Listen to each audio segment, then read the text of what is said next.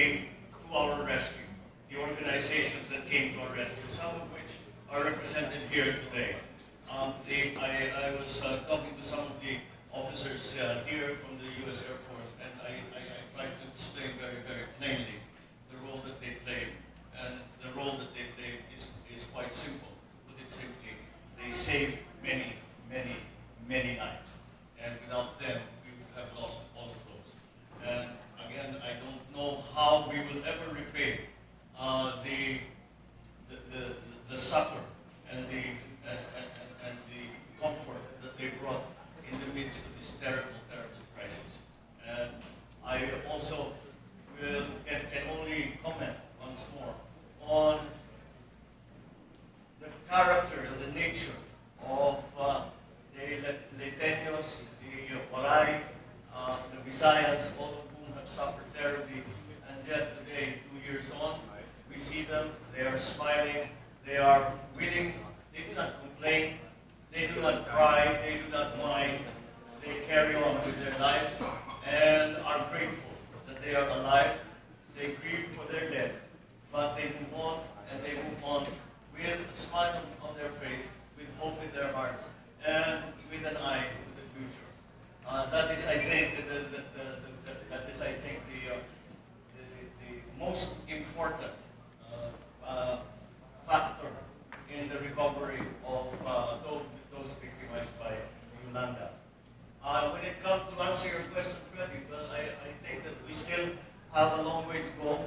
We are, of course, happy and grateful for all the assistance that we have received from our own government and from all the different agencies that have come to help.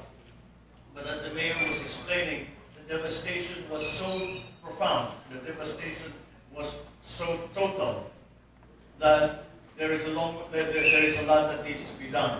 We simply do not have to rebuild houses. We don't simply have to put in a water supply. We don't simply have to put a power supply. We have to rebuild lives. We have to rebuild families. We have to rebuild livelihoods. And this is the much more difficult part. It turns out that the immediate need for relief, once that was attended to, we are now facing a much longer, steeper road than that, because again, the long term is something that we need to attend to, and that is where I think the role that we can, the role of us who are in national government, this is the role that we can play. It is the role of putting together since we keep hearing that this is now an effect of climate change, which is going to continue, which is going to perhaps even worsen, God forbid. But we have to prepare, and we have to have an understanding of the totality of what it is that we have to prepare for, and what is going to be needed from us. It will require a major effort, because I don't think we can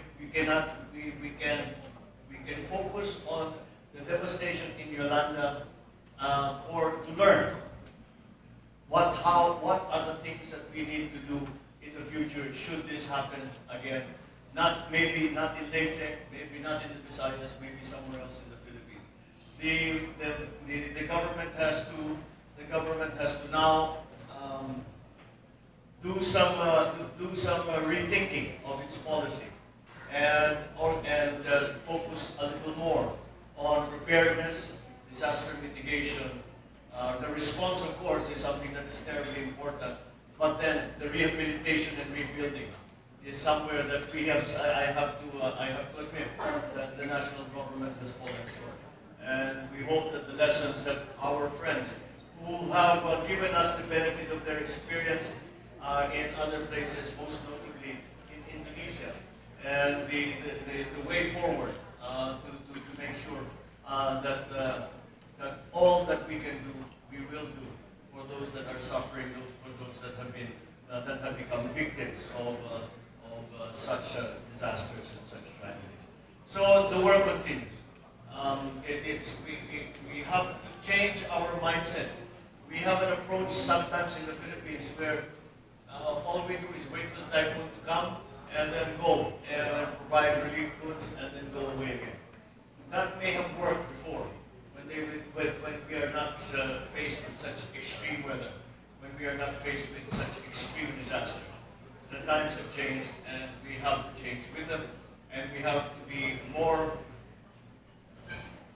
we have to have a better understanding of what it takes to build